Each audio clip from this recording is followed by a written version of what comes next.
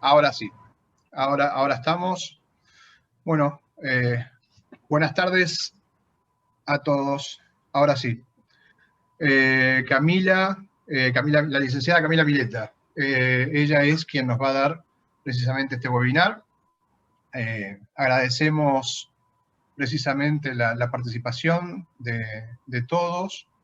Esta es una serie de webinar que estamos haciendo de forma gratuita como para, de alguna manera, agradecer a todos los profesionales e incluso los estudiantes que siempre nos brindan su apoyo y que son nuestros principales aliados al momento de hacer conocer un producto, ¿no? O sea, la mejor forma de conocer un producto es cuando está siendo utilizado, cuando se ve el funcionamiento, y por eso es que sobre todo ante la circunstancia del COVID y todos estos cambios que hemos tenido últimamente, creo que es lo mejor el hecho de poder acceder a la mayor capacitación posible.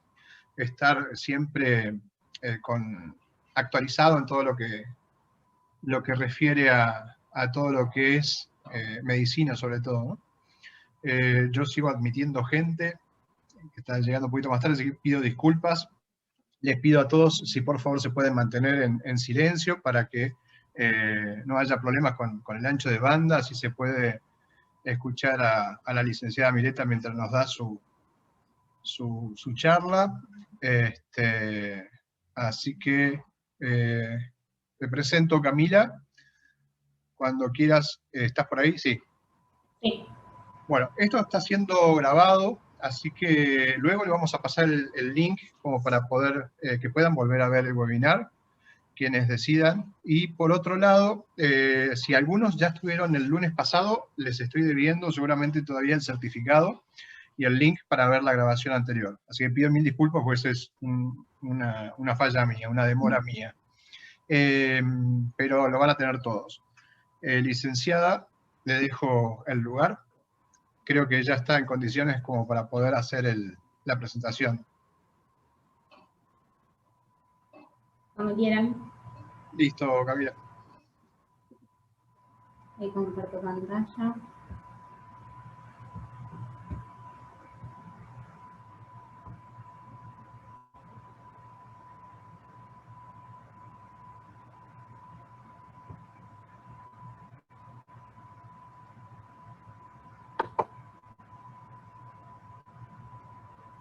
Bueno, ahí está. ¿Se ve bien?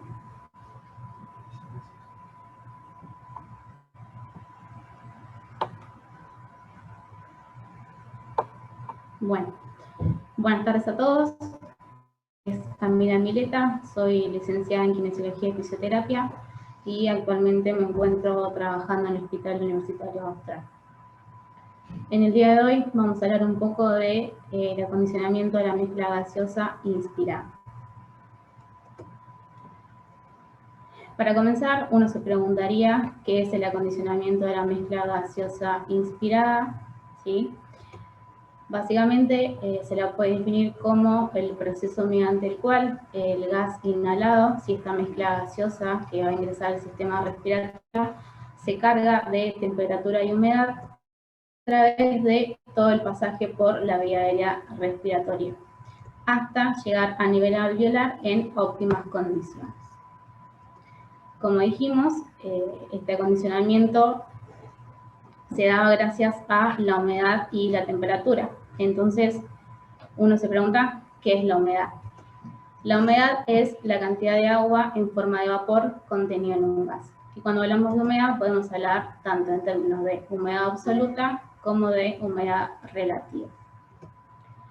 Cuando hablamos de humedad absoluta, estamos hablando de la cantidad total de agua en un gas y se expresa en miligramos sobre litros.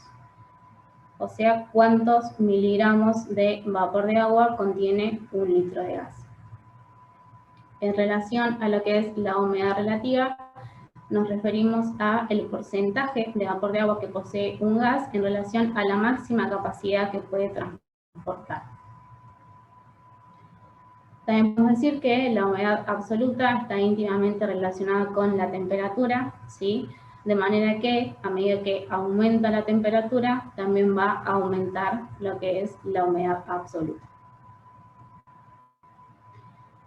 En relación a la fisiología de la vía aérea superior, ¿sí? En condiciones normales, la vía aérea superior se encarga durante la inhalación de esta mezcla gaseosa de aportarle el 75% del calor y la humedad a este gas inhalado, ¿sí?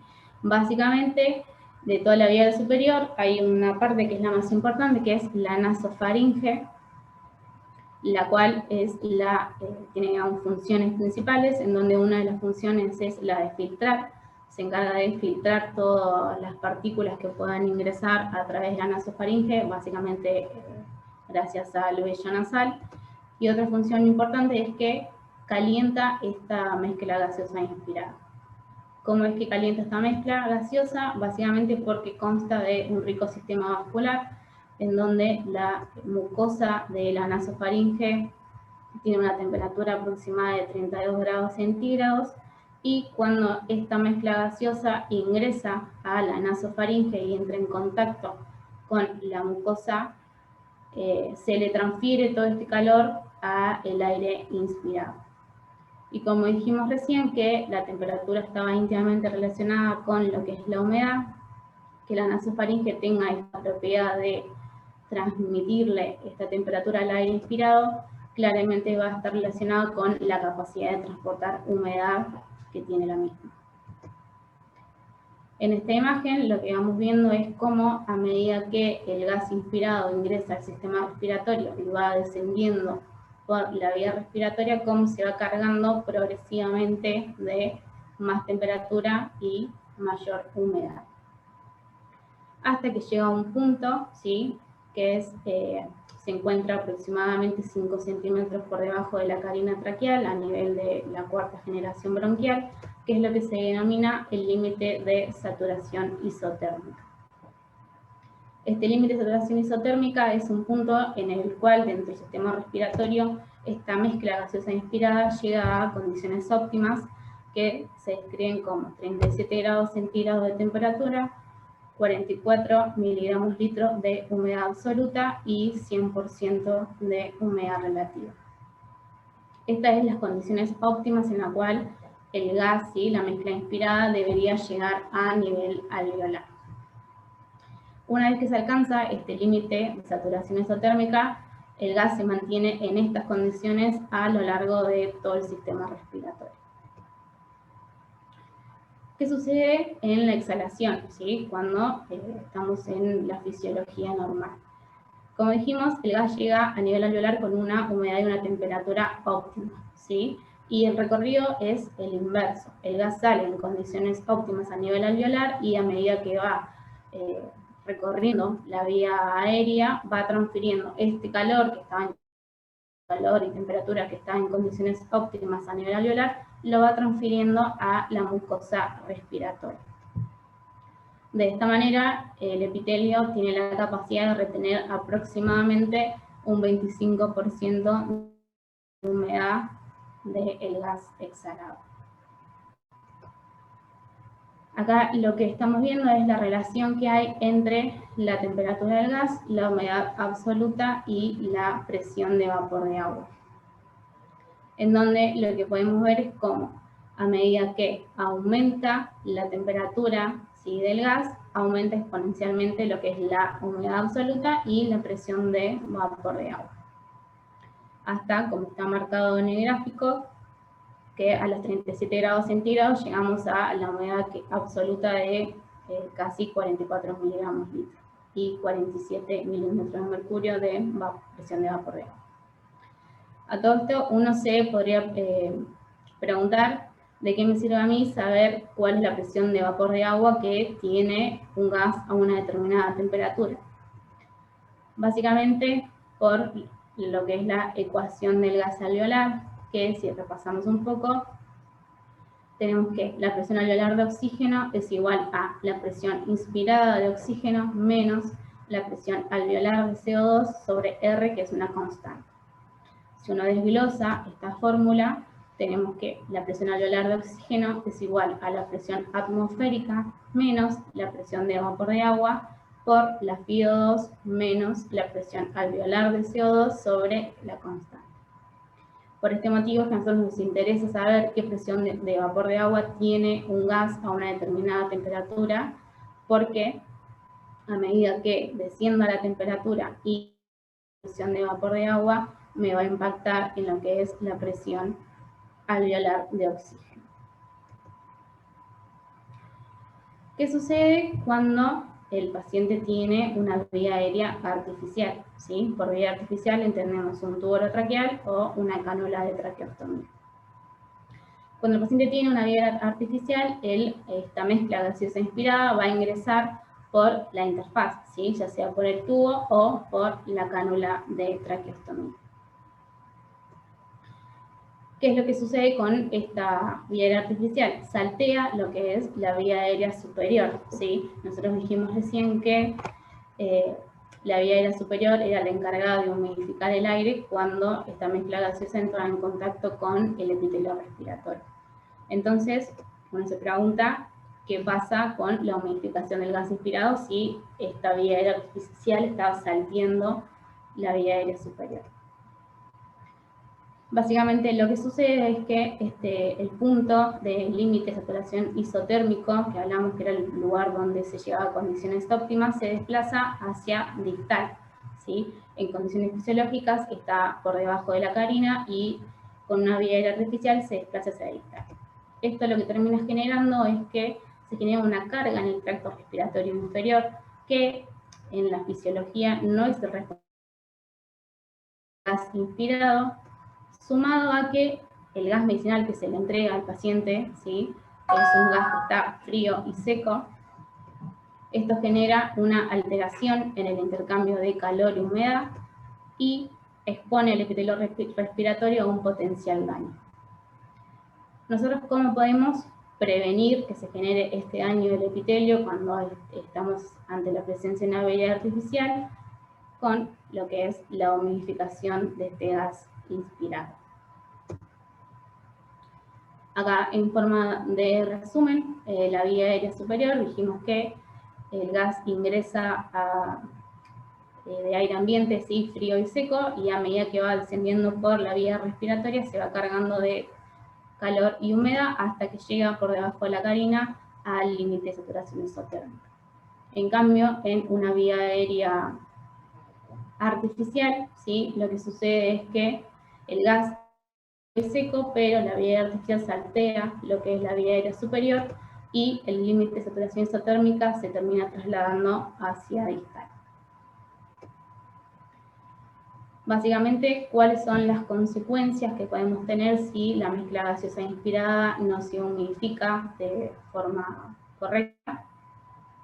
Tenemos a nivel estructural que puede haber pérdida de la función mucociliar, destrucción ciliar, daño a las glándulas mucosas y pérdida de surfactante, ¿sí? A nivel alveolar.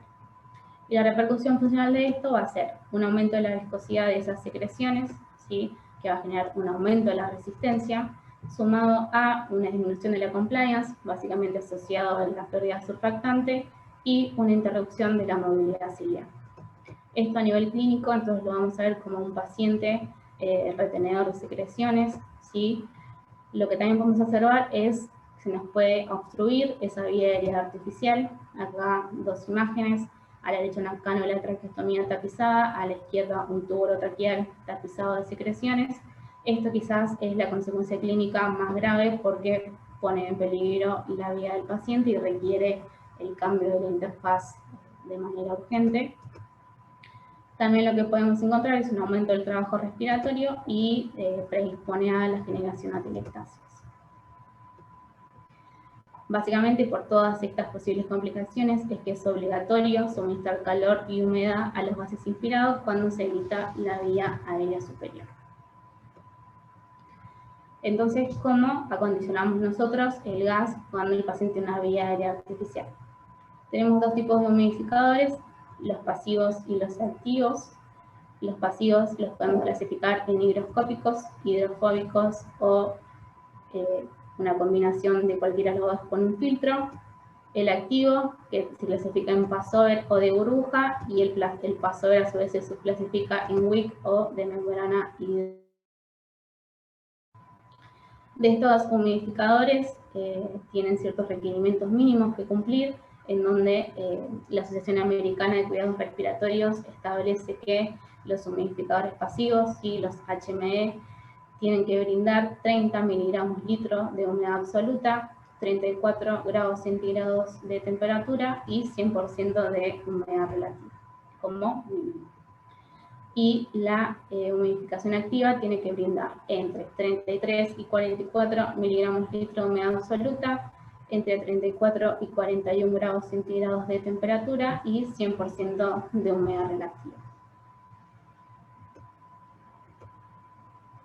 En relación a los humidificadores pasivos, también se los puede clasificar como intercambiadores de calor y humedad, en donde funcionan reteniendo este calor y humedad del gas exhalado. Como habíamos visto en la fisiología de la vía aérea superior, se retiene aproximadamente un 25% del calor y humedad del gas exhalado. Los humidificadores pasivos funcionan reteniendo justamente esto y entregan aproximadamente 70% en la siguiente inspiración.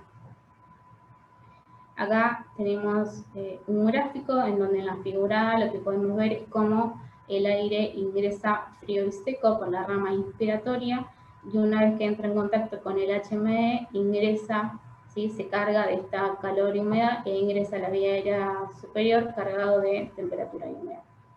Y como en el gráfico B, el gas salado viene cargado de temperatura y humedad, queda retenido en el HME y se retira este gas exhalado por la rama inspiratoria. Algo importante es dónde va colocado este humidificador pasivo. Va entre la I de la tubuladura y el paciente. Volviendo a la clasificación de los humidificadores pasivos, tenemos el hidrofóbico o HME, que también son denominados los condensadores simples. Pueden ser de espuma desechable o de fibras y actúan a través de que repelen el vapor de agua y retienen el calor del gas exhalado del paciente. Este es un gráfico en donde se grafica cómo a medida que el paciente va exhalando, el HME va reteniendo la temperatura de este gas exhalado. Esto lo que genera es que cuando el gas venga de la rama inspiratoria y vaya tomando contacto con el HME, se va cargando progresivamente de temperatura para entregarse en óptimas condiciones al paciente. Después tenemos el higroscópico, otro tipo de humidificador pasivo, que puede ser de fibra sintética y están recubiertos de una sal higroscópica, puede ser cloruro de calcio o de litio, cuya sal tiene una afinidad química con el agua. Lo que va a generar es que tengan mayor capacidad de absorber este vapor de agua y una mayor capacidad de aportar humedad. Y a su vez, la combinación con las fibras sintéticas lo que genera es que se disminuya la probabilidad de condensación. Ahora tenemos lo que son los HMF, ¿sí?, que son los intercambiadores de calor-humedad con filtro, en donde es un intercambio de calor-humedad que consta a su vez de una capa de material de fibra que actúa como barrera al flujo de gas. Y constan con una carga electrostática que atrapa virus y bacterias.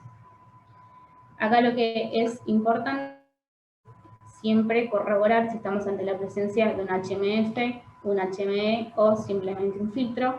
Acá a la izquierda de la pantalla tenemos un dispositivo que uno se puede preguntar si es un HMF. En este caso la respuesta es que no, es un filtro que es viral y bacteriano.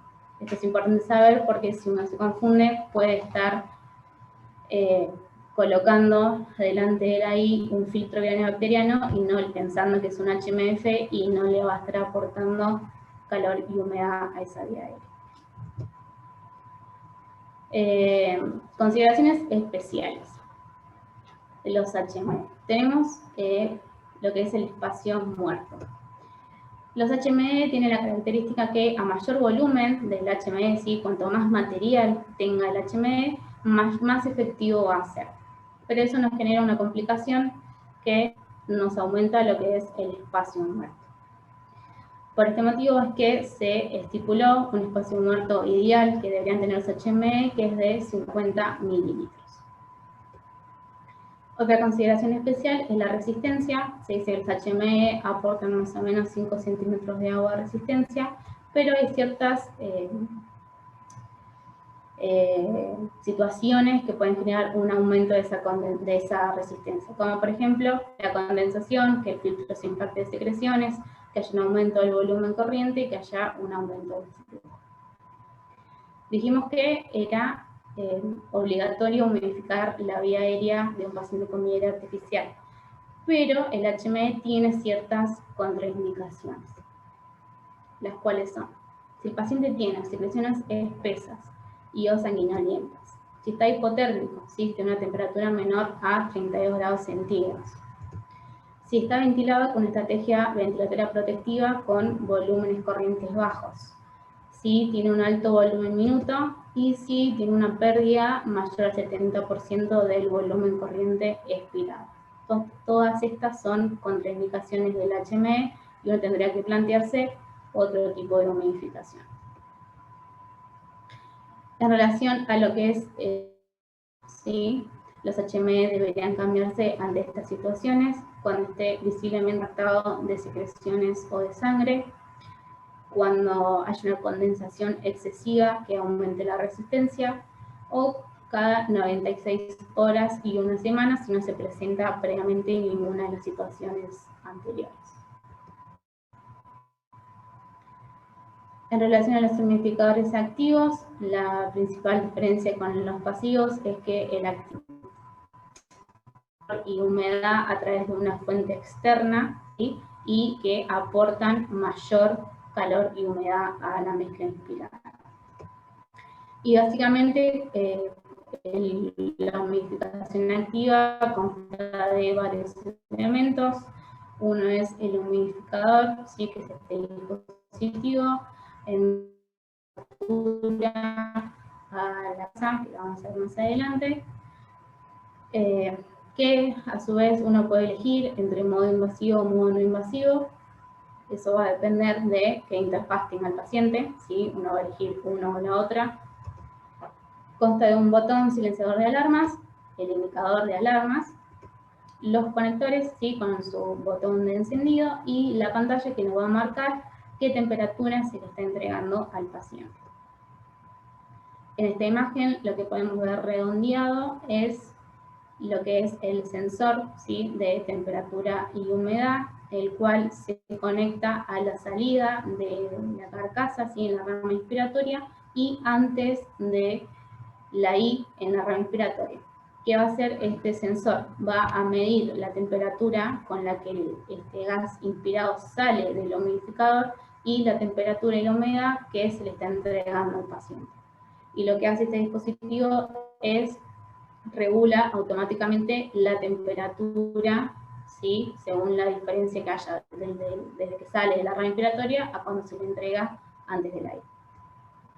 Algo importante es, siempre que hay que chequear que esté bien conectado, uno de los errores más comunes de la humidificación activa es que haya piezas que no estén conectadas, eso va a hacer que suene el panel de alarmas, y capaz lo más común es que justamente el sensor se desconecte. Así que es importante chequear que siempre esté bien conectado.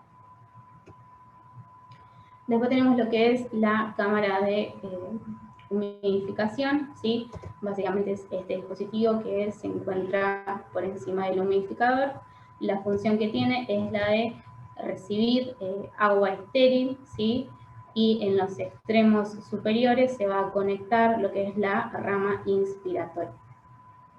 Dentro de este dispositivo, que es de autollenado, va a ingresar agua estéril que se va a calentar gracias al humidificador, ¿sí? Y tiene un indicador de llenado rojo que va a ir subiendo a medida que ingrese el agua dentro de la cámara hasta el límite que tenga establecido el dispositivo.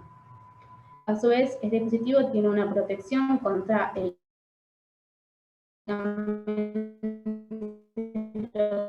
que hace permite el ingreso de agua hasta 80 días y no permite que siga ingresando agua. En relación a lo que activa, dijimos que teníamos la clasificación de passover y de burbuja, y que passover a su vez se dividía en wick y de membrana hidrofóbica. En relación al humidificador activo de burbuja, es un humidificador que consta de un frasco ¿sí? lleno de agua con un cilindro en su interior, por donde va a ingresar la mezcla gaseosa inspirada hacia el fondo de este frasco y va a generar burbujas a medida que ese gas sale de la tubuladura del frasco. Básicamente este dispositivo está en desuso justamente porque no hay una fuente que genere calor, ¿sí? Como dijimos previamente, para que haya una óptima humidificación del gas inspirado necesitamos temperatura y humedad. Después tenemos lo que son los dispositivos passover, los cuales funcionan básicamente porque son dispositivos que también están llenos de agua, pero agua que está cargada de temperatura. Y a medida que esta mezcla gaseosa inspirada ingresa a este recipiente, se carga de la temperatura y las partículas de vapor de agua y sale del dispositivo cargado de temperatura y humedad. Acá tenemos una imagen que esquematiza bastante bien cómo es el funcionamiento de estos dispositivos. En este gráfico lo que tenemos es cómo ingresa este oxígeno frío y seco al humidificador activo, ¿sí?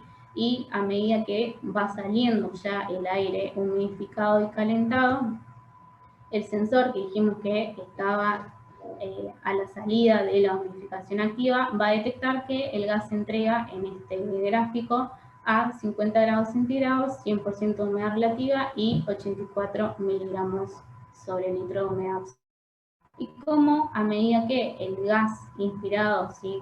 calentado, va transcurriendo por la tubuladura, como cuando llega a la I, que está el otro sensor de temperatura y humedad, detecta que lo que se le entrega al paciente son 37 grados centígrados, 100% de humedad relativa y 44 miligramos litro de humedad absoluta. Acá, ¿qué pasó? Se perdió, ¿sí? un poco de temperatura y humedad, debido a que durante el trayecto en la tubuladura de la rama inspiratoria se va perdiendo esta temperatura. Esto porque puede ser un poco por el contraste que hay con la temperatura ambiente, ¿sí? El gas sale del humidificador a 50 grados centígrados y en la habitación tenemos 22 grados centígrados. Esto lo que genera es que el vapor de agua que está dentro de la tubuladura se condense, ¿sí? Cambie de estado gaseoso a estado líquido y pierda temperatura y humedad, que es la condensación. ¿Cómo nosotros podemos solucionar esta condensación que se puede generar en la humidificación activa? Tenemos tres formas básicas. Una es la trampa de agua, la otra es el circuito con el cable calentador en la rama inspiratoria y la otra es el circuito con doble cable calentador, o sea, en la inspiratoria. Acá un esquema donde tenemos lo que es el ventilador, ¿sí? con su puerto expiratorio e inspiratorio, la rama inspiratoria que llega al humidificador activo, como sale la rama inspiratoria ya con ese aire inspirado calentado, que llega a la I del paciente, se le entrega al paciente y el gas exhalado viene por la rama inspiratoria hacia el ventilador. En el medio de la rama inspiratoria, que es la que está por encima, la gris, vemos que tiene un frasquito, eso es lo que es la trampa de agua y la función que tiene es recolectar, ¿sí? toda la condensación que se puede generar en la rama inspiratoria. Acá lo mismo, trampa de agua, pero con la característica de que tanto en la rama inspiratoria como en la rama expiratoria, esta tubuladora cuenta con trampa de agua. Acá tenemos lo que es el circuito con cable calentador en la rama inspiratoria, ¿sí? La característica que tiene es que tiene un cable calentador en todo lo largo de la tubuladura inspiratoria, que lo que genera es que mantiene esa temperatura que sale del humidificador activo constante a lo largo de todo el recorrido. Eso lo que genera es que no haya pérdida de temperatura, evitando que haya pérdida de humedad y por ende reduce de esta manera la condensación. Sin embargo, este dispositivo también cuenta con una trampa de agua en la rama expiratoria. Acá tenemos un gráfico que esquematiza un poco el funcionamiento de este cable calentador. Tenemos el ventilador, ¿sí? Que entrega el oxígeno al el aire, la mezcla gaseosa, al humidificador, donde este humidificador se encarga de aportar 35 grados centígrados y este aire calentado viaja por toda la rama inspiratoria. Ahí podemos ver que tenemos el cable calentador, que es ese cable rojo, ¿sí? Y cómo cuando llega a la I del paciente, el sensor de temperatura y humedad detecta que se entregaron 35 grados centígrados, que es el mismo que salió del humidificador. Esto significa que el cable calentador mantuvo la temperatura a lo largo de toda la tubuladura. Acá lo que tenemos es un circuito con doble cable calentador, ¿sí? Dijimos que el doble cable calentador era tanto en la rama inspiratoria como en la rama expiratoria. Esto lo que genera es que se mantenga la temperatura, ¿sí? A lo largo de todo el circuito, evitando la gaseación. Sin embargo, podemos encontrar tubuladuras que, si bien tienen este cable calentador, también cuenten con una trampa de agua. ¿Cuáles son los cuidados y monitoreos que debemos tener a la hora de utilizar humidificación activa? Una es la tubuladura, ¿sí? Tenemos que tener cuidado que la tubuladura no quede drenando toda esta posible condensación hacia la vía aérea del paciente y hay que chequear siempre que estén bien conectados todos los sensores. Lo otro que hay que tener cuidado es lo que es la temperatura, ¿sí? Básicamente para evitar lesiones térmicas. Como habíamos dicho, la humidificación activa tiene la característica de que entrega mayor temperatura y hay que evitar que se entreguen más de 41 grados centígrados porque ahí es donde podríamos generar estas lesiones. En relación a lo que son las trampas de agua, siempre las trampas tienen que estar por debajo del paciente, ¿sí? Para recolectar toda esta condensación. ¿Sí? Acá esquemáticamente cómo se deberían colocar las trampas de agua. Y lo otro que hay que tener cuidado es de evacuar las trampas de agua una vez que se llenen, porque si no nos puede llegar a generar una cinturonía en el respirador. Lo otro que hay que tener cuidado es lo que es la condensación. ¿Sí? Si tenemos condensación en la rama inspiratoria, no debemos volcarla de nuevo hacia la cámara, ¿sí? Porque se considera que es un líquido que está contaminado. Y en relación a lo que es la cámara, hay que cuidar que tenga siempre nivel de agua, ¿sí? Básicamente para que constantemente tenga agua que calentar y que entregar una correcta temperatura. Acá, brevemente, cuáles son las ventajas y desventajas de un sistema y el otro. El humidificador activo, la ventaja que tiene es que, como se encuentra en la rama inspiratoria, no agrega espacio muerto instrumental, es más eficaz para entregar la temperatura, ¿sí? Y como desventaja tenemos que puede exponer a una lesión térmica a la vía aérea, que la condensación en las tubuladuras puede generar cambio de presión y principalmente a sincronías. En relación a lo que son los humidificadores pasivos, las ventajas es que su uso es simple, ¿sí? Suelen ser más económicos. Y como desventaja es que el humidificador pasivo sí está contraindicado en algunas patologías o ciertas situaciones clínicas como hablamos anteriormente. Otra desventaja es que como el humidificador pasivo se coloca por delante de la I, sí incrementa el espacio muerto instrumental y que tiene un menor rendimiento o una menor eficacia en comparación con el humidificador activo. Acá brevemente un flujograma de cómo uno debería manejarse en una terapia, cómo debería pensar qué humidificador colocar. lo que tenemos es un paciente que ingresa en la UCI con un requerimiento de una vía artificial o de ventilación mecánica no invasiva, y lo que uno realiza es evaluar a ese paciente. ¿Qué evaluamos? Si tiene secreciones abundantes o sanguinolientas, ¿sí? O secreciones adherentes, si el paciente está hipotérmico, o si está ventilado con una estrategia de bajo volumen corriente. Si el paciente tiene alguna de estas condiciones, que son, si recordamos, las contraindicaciones de la humidificación pasiva, uno debería plantearse utilizar un sistema de humidificación activa. En cambio, si no tiene ninguna de estas condiciones, uno puede plantearse utilizar justamente la humidificación pasiva, la cual se cambia cada 96 horas o antes si es que este filtro está impactado o condensado. Si decidimos ponerle la humidificación pasiva al paciente, lo que nos puede pasar es que tengamos que cambiar ese HME por impactación. Ahí uno tiene que preguntarse si este HME uno lo cambió más de 4 veces en 24 horas, ¿sí? Porque se haya impactado. Ahí tenemos que plantear, cambiar al sistema de humidificación activa. Una vez que estamos utilizando este sistema de humidificación activa, siempre se evalúa al paciente y lo que tenemos que evaluar es si estamos ante la presencia de abundantes secreciones o secreciones espesas. Si la respuesta es que sí, uno lo que tendría que hacer es chequear la temperatura que este humidificador activo está entregando y el nivel de depósito de agua, ¿sí? Porque puede pasar que no estemos entregando la temperatura óptima. Si chequeamos eso y el paciente sigue teniendo estas secreciones abundantes o espesas, lo que se debería hacer es considerar otros factores, como por ejemplo una hidratación sistémica. En cambio, si el paciente no tiene secreciones abundantes y espesas, podemos continuar con este sistema de humidificación.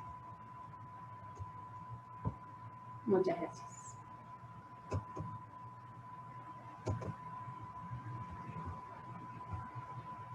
Ahí dejo de compartir pantalla.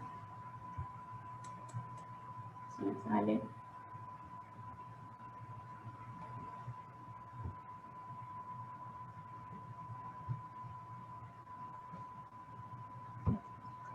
Bueno, muy bien, Camila. La verdad que muy claro todo. Ahí aparecieron muchas personas que tuvieron inconvenientes para ingresar, que me llegó por otro lado, así que yo voy a hacer nuevamente después el envío del link con la grabación de todo este video, como para que les pueda llegar y puedan tener acceso de todas maneras a tu webinar, que fue muy claro realmente. Y, a ver, teníamos una pregunta particularmente de Mariana Bacaro, que dice, ¿cómo evitamos la condensación con alto flujo? Con la cánula nasal de alto flujo. Estás muteada, Cami, ¿puede ser?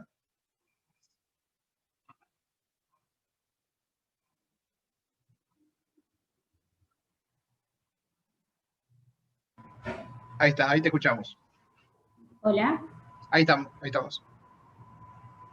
Bueno, básicamente con la cánula nasal de alto flujo no se genera demasiada condensación, ¿sí? La característica también que tiene es que es una tubuladura monorrama, ¿sí? Y que la temperatura que se le entrega al paciente no son temperaturas elevadas, por lo general se entregan unos 32 grados centígrados, que si pensamos con la explicación recién es más o menos la temperatura que tenemos a nivel de la nasofaringe. También lo que uno capaz puede considerar es justamente que la temperatura ambiente que haya, ¿sí? No sea demasiado fría, ¿sí? Que vos capaz tenés la habitación es verano, tenés la habitación a 8 grados centígrados y el alto flujo te está entregando 32 grados centígrados, esa amplitud térmica va a generar una condensación. Y ahí también tenemos ahora, Soledad Curlage, que pregunta si se está utilizando humidificación activa en pacientes COVID. La recomendación con los pacientes COVID es utilizar la humidificación pasiva, ¿sí? Más que nada el intercambiador de calor-humedad con filtro, justamente para cuidar al personal de salud, ¿sí? Porque va a filtrar todos los virus y las bacterias, pero la realidad es que actualmente, por lo menos nosotros acá en el Austral, sí estamos utilizando humidificación activa con algunos pacientes. De hecho, Patricio Zavala está totalmente de acuerdo con lo que estás diciendo. Lo está poniendo en el chat.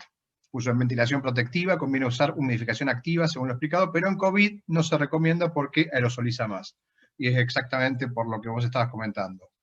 También a veces, capaz en algunos pacientes, por ejemplo los pacientes con distrés severo, se decide utilizar la humidificación activa justamente por lo que habíamos hablado del espacio muerto adicional que te genera la humidificación pasiva. Entonces, a veces ante esos casos se coloca la humidificación activa a pesar de no contar con el filtro viral y bacteriano. Bueno, Clara Rodríguez, por ejemplo, lo que pregunta es, quería saber si en pacientes traqueotomizados que solo reciben oxígeno suplementario utilizan los HME para humidificar ese aporte de oxígeno o qué sistema de humidificación utilizan. Sí, en los pacientes traqueotomizados por lo general se utilizan los HME o los HMF. Por lo general en los traqueotomizados vienen humidificadores pasivos de menor volumen, ¿sí? Son más chiquitos, son un poco más livianos.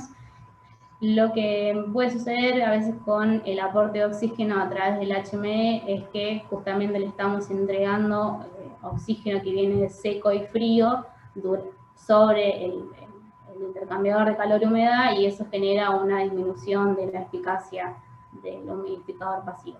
Pero a pesar de eso se utiliza igual porque entre no poner un humidificador pasivo y ponerle un puerto de oxígeno, se decide igualmente entregar esa humidificación, aunque esté disminuida por el oxígeno. Perfecto. De vuelta, Clara, nos pregunta, si se coloca una humedad activa, ¿cada cuánto tiempo se tendría que hacer el cambio de circuito? Para eso no hay un tiempo establecido.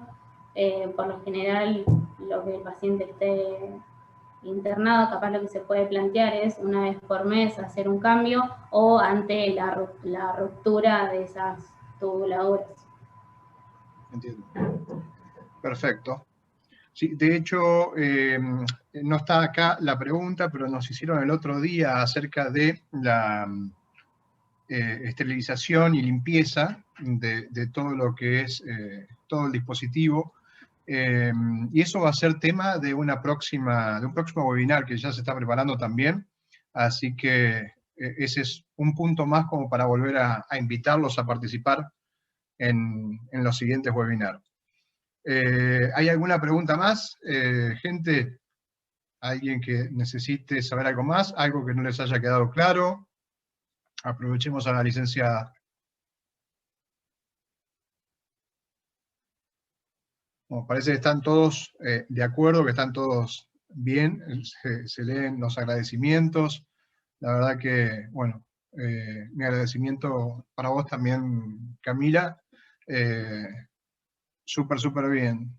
Ahí está, bueno, gracias Graciela Baena, gracias Leandro Muso, muchas gracias por el webinar y la disertación, Antonella del Moro, excelente disertación, Rocío Escobar, Claudia Paz, todo muy claro, gracias, Karen Condorí, muchas gracias. Ahí Leandro Borrajo, a ver, nosotros usamos activos calentados en COVID, porque no condensando no hay que abrir el circuito.